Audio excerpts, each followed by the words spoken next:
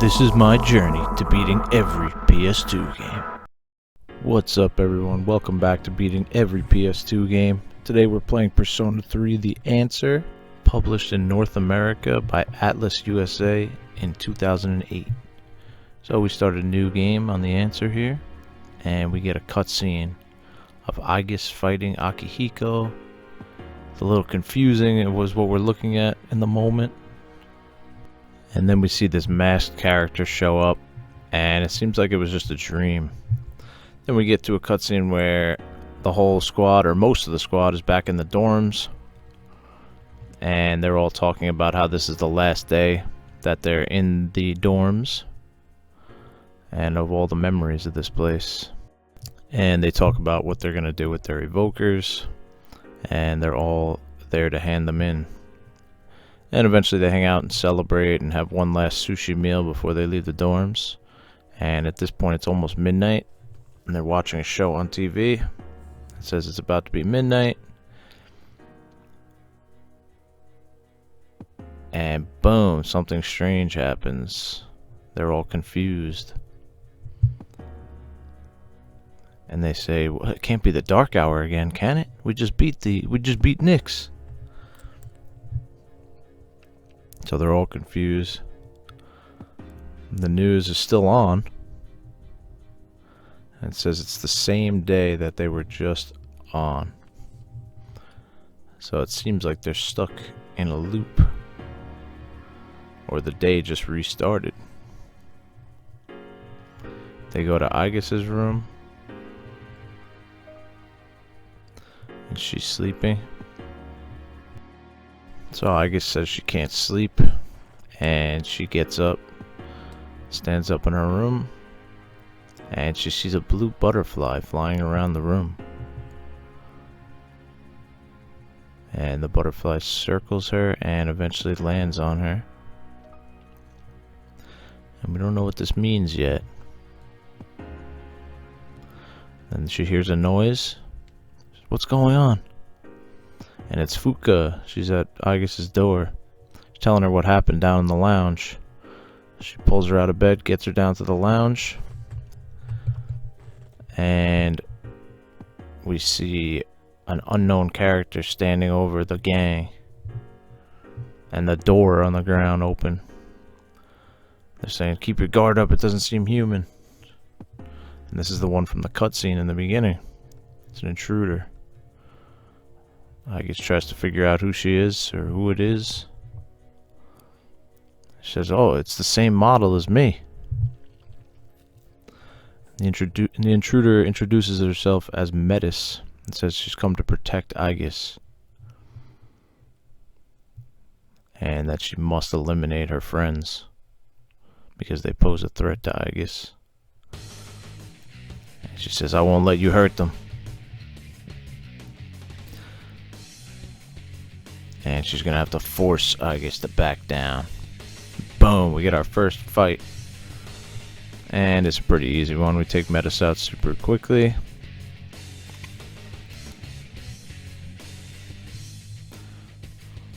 And we get a cutscene. And she just rocks Aigis in the face. And she looks kind of sick. She's like all black with red flower type stuff on her, and she's got a big hammer. Aigis goes crazy and berserk after she hits her friends. It seems like she's upgrading, or her true persona's awakening. But then her persona turns into the main character's persona from the journey.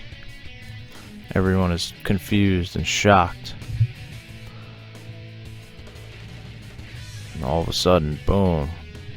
She's got Orpheus with the face of the main character from the first one. And metamorphosed into Orpheus. And all of a sudden she wakes up in the Velvet Room. And he says, ah, very rare guest indeed. And he tells us that there was a similar guest here very recently. And he's talking about the main character from the journey. And that he reached the answer to life. And now Aegis has a chance to reach her own answer to life. And then after that, we wake up back in the dorms, and she's got a new set of armor to protect her. And we see Metis is locked up in a chair. She says she was only here to protect her, and she won't attack anymore. And that she is Aegis' sister, and she's there to save them from this hopeless situation. And she says, "Did you feel it the moment that time skipped?" So she explains that they're all trapped there until, you know, they can get out of this whole situation they're in.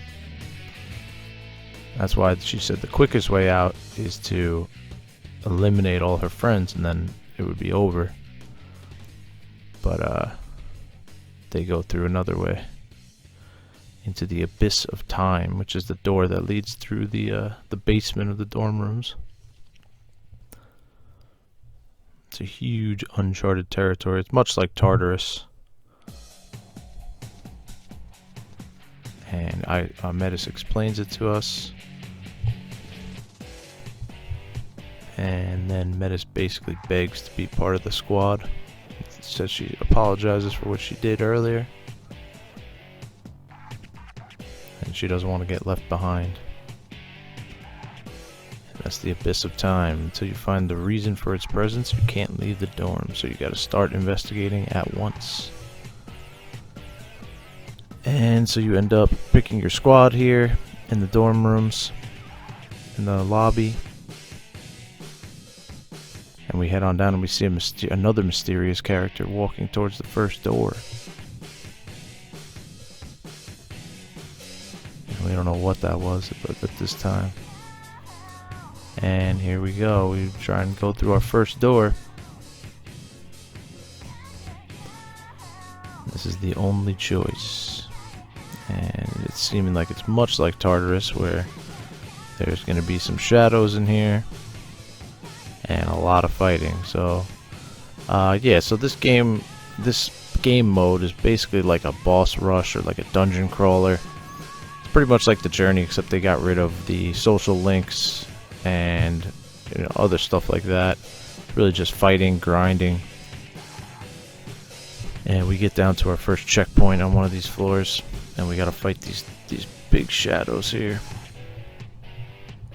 And the first couple bosses were not that hard. We end up taking these guys out pretty easily. This first area is called the Male Bulge. And we head back out. So this place is called the Desert of Doors. So basically every time you get to like a new checkpoint or a new floor boss, it opens up another door in that specific area. So we make our way all the way down, and we're at a dead end with a giant door at the end, right in front of us. So everyone, the whole squad comes down, we look at the door, and Meta says this is the first goal.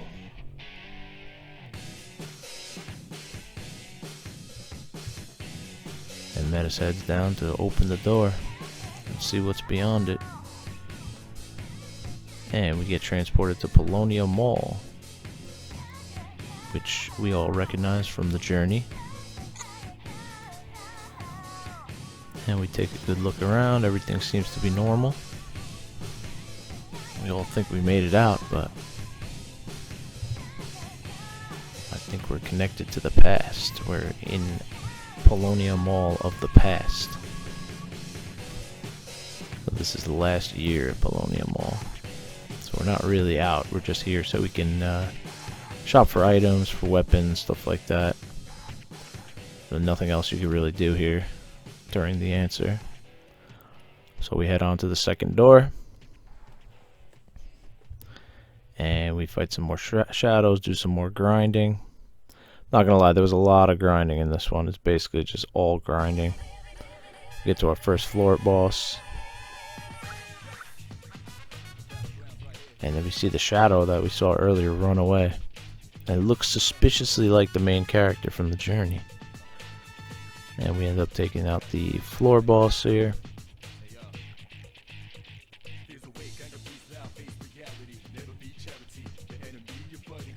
Yeah, and this whole area was called Cocytus.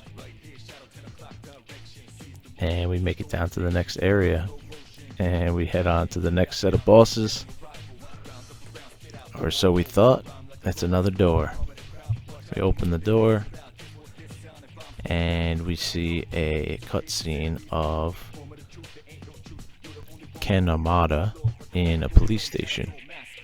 So this cutscene pretty much shows the night that his mother passed away, and he tells the cops that she was murdered,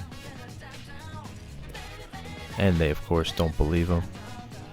He said it was an accident. Drunk driver crashed into their house and killed her, so he can't trust any adults, and he'll find the killer himself. And so no one knows why we're seeing these visions when we go through the doors. And so after that cutscene, we head down to the next set of doors. And this area is called Cana.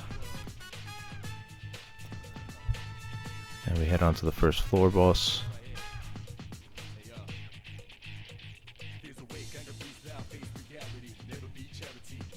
It's two lions and a castle thing. And we end up taking out the lion and the floor boss itself. Easy victory.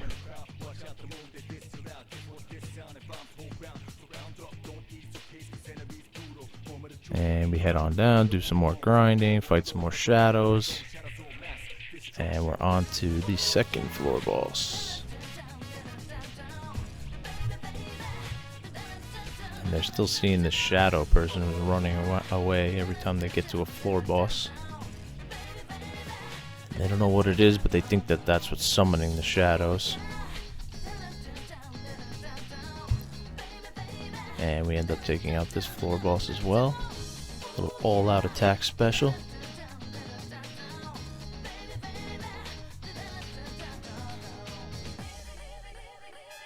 And after that, we make it to another dead end. This time when we open the door, we see a cutscene of Akihiko after his boxing match. And this is where he meets Mitsuru for the first time. And after that cutscene, they start talking about Metis and how she's kind of growing on them. And so we make our way to the next section. It's Antinora. And we get to our next floor boss. This one was pretty difficult. I remember this floor boss. Each one has like a special power. Like one is lightning, ice, fire. And they really just hit all your weaknesses.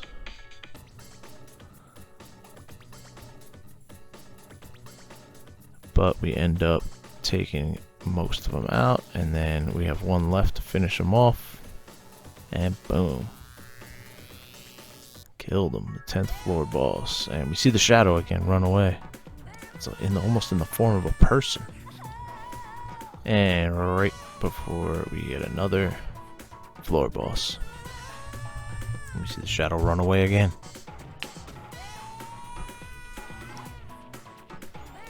So we take out this next floor boss with ease, and we're on to the next area, which is another door. So we go through this door and we see Junpei, and he's all sad, and he's at the mall, and that's when he met Koromaru too. And that's the first time the dark hour hit. So they're starting to realize all these visions that they're seeing, it's the first time that they're awakening to their persona. The first time that they realize, or they gain the ability to summon their personas. Which is pretty cool. You know, it shows a little backstory to each character that we didn't get to see in the first part of the game. And we take out the next floor boss. We're in the area called Ptolemaea. This floor boss we fight, this guy's pretty cool looking. but we end up taking him out even though he took out most of my party. And we make our way to the end of this one, and we're going to get another cutscene here. This one is for Mitsuru. So this cutscene shows when they first discovered Tartarus. So this is the first or second time anyone's ever entered Tartarus, which is with her father and employees of the Kirijo group. Her father ends up getting attacked by a shadow, and Mitsuru jumps in front, and instantly her persona awakens to protect her father. Everyone's stunned. Junpei says she was cute when she was little. She says, "Are you saying that's no longer the case?" It's like, yeah, tell him, Mitsuru, get him. We love Mitsuru here. Junpei, silly Junpei. Freaking stupid. And we head on to the next set of doors. I like how they changed the skins on some of these enemies. Like that tank looks sick with the fire decals. But yeah, we end up taking them out pretty easily. And this whole area is called Judecca. And this time we got a big shadow with these two rocking horse enemies. But we end up taking them out as well. And we get to the end of this section. And this time we see Yukari. And she's at school and she gets delivered a letter. And the letter happens to be from her father, which is when her persona awakened. And this is the last door that we have to do a boss rush in. And this is the first boss of that area. And we end up taking them out. This area is called Empyrean.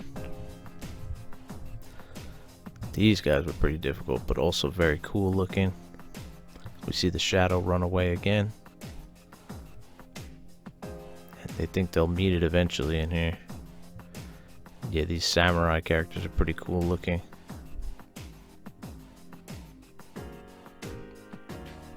And we end up taking them out anyway.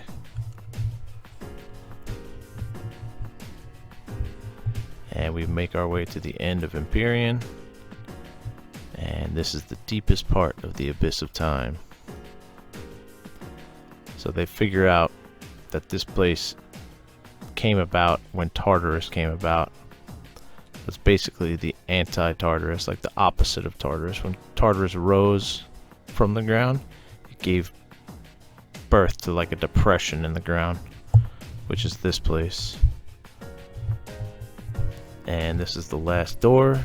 Aigis goes to open it. And we see Aigis' cutscene. This one basically takes place in her mind or in her dreams. Because she talks about having this dream every night for a while. Where she sees the main character from the journey. Tries to run after him. But never gets there. She promised to protect him, dedicated her life to that purpose. She wonders if it has any meaning. She wishes she could go back to being a machine. And suddenly a light appears.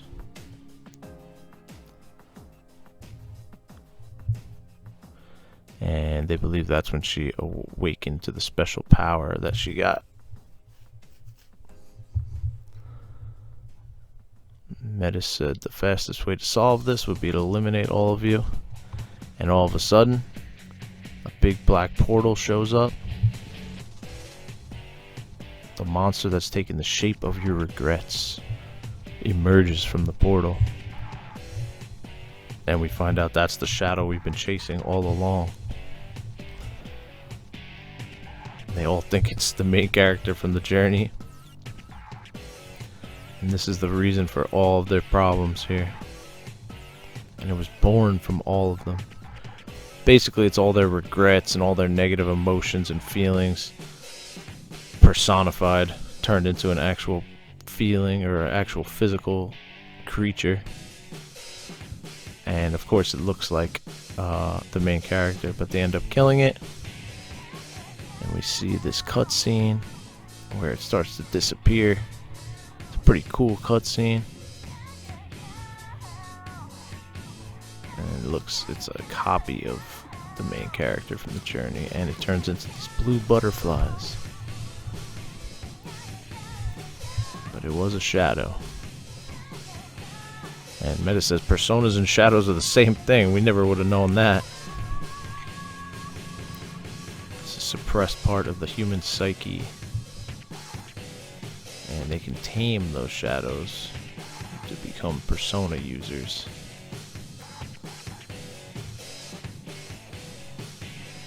So they basically didn't want time to move forward, so they wished so hard that it wasn't going to move forward that it stopped.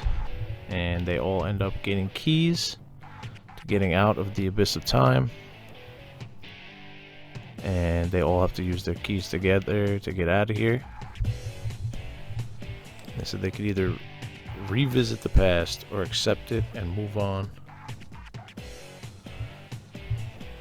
So they get back to the dorm, and it looks like the fabric of time is becoming unstable. There's cracks all over the dorm rooms. So now they all have to debate whether they want to go back in time or they want to go back to the present day. And Yukari, of course, wants to go back to save the main character. And other people want to go back. They're like, oh, you know, everything happened for a reason. Metis doesn't care as long as her sister gets out of here. And so they all decide to just fight each other for it, because they're all split 50-50. So we end up having to fight the whole squad that we played with this whole game, which is pretty crazy. And in my opinion, these fights are the hardest fights of the whole answer. So first we gotta fight Ken and Akihiko. And we play as Aegis and Metis just because she's protecting Aegis, and Aegis is pretty neutral in this whole thing. She doesn't want us to fight. So she ends up fighting everyone. And we take out Akihiko and Ken. I definitely died a few times in these fights.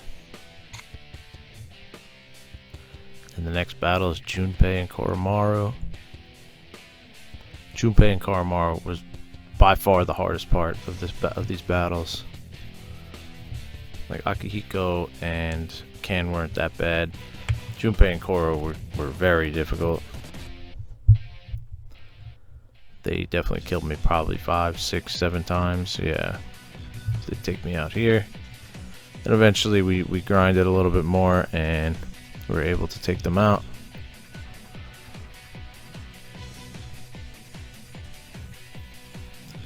Then we're on to the last battle, which is Yukari and Mitsuru.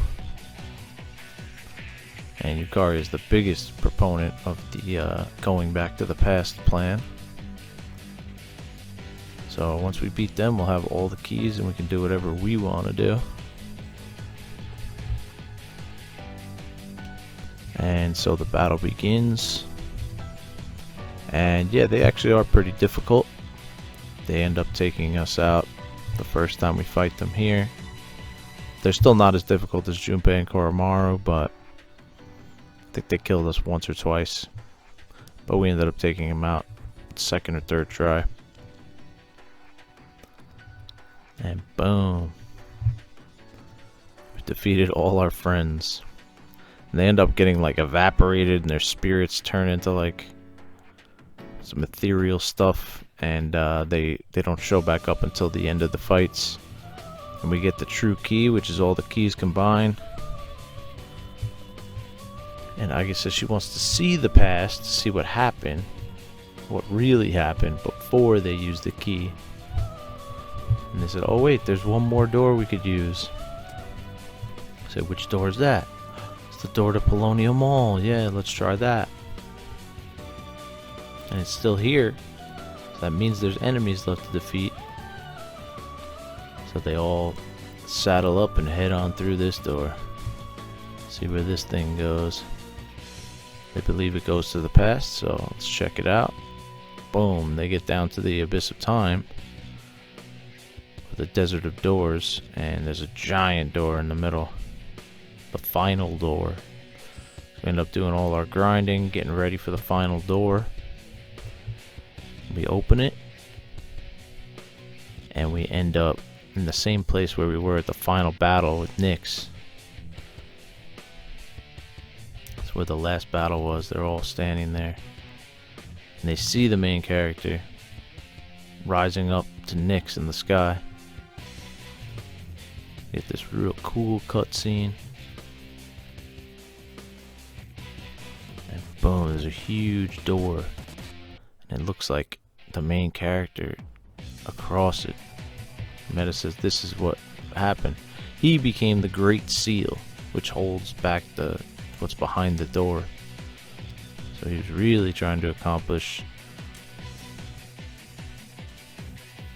holding back this monster from coming out.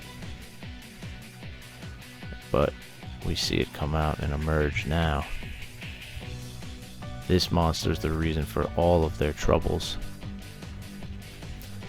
This beast is called Erebus. It's a two-headed demon. And here we are at the final fight of the answer. So it summons this giant energy ball that turns into an attack after a few turns.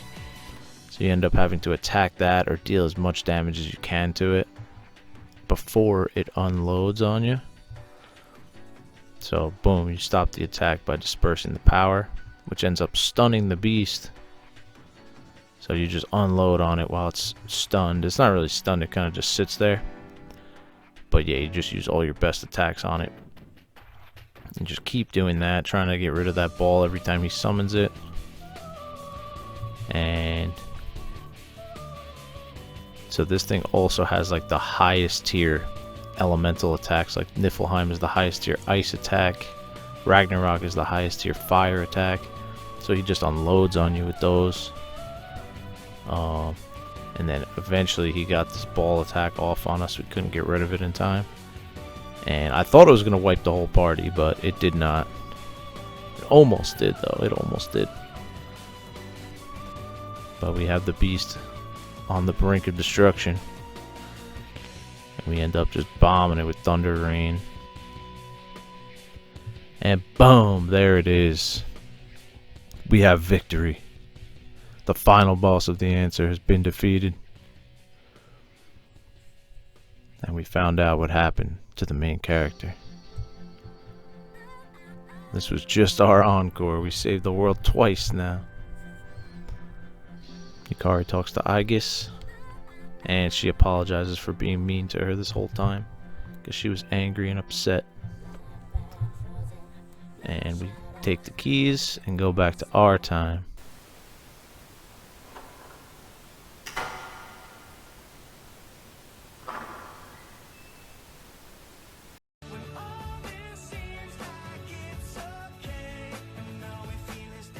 Haha, just kidding. Shout out Terrace House. It's not over yet. We wake up in the Velvet Room, and this time the whole squad is with us. So they're all very confused because the only two people we know of who've been here is Aegis and the main character. And he says, "I'm surprised your friends are here too." And she wished to be a mere machine again. And she says, Metis is the part of her that she wished away. That's why she's been scared to lose her, and she's always been trying to protect her and find her. Then Metis ends up going back inside Aegis. And Igor says Aegis has found her answer to life, which is what the main character did before he died. So they think Aegis is about to die as well. And then they all wake up back in the lobby of the dorm rooms. And the newscaster says it's officially April 1st. So they made it out. of the time loop. Everything's back to normal, and they can leave whenever they want. And they still can't wake up Aegis though. Said her circuits are all completely burned out. But somehow, she wakes right up. We thought she was a goner.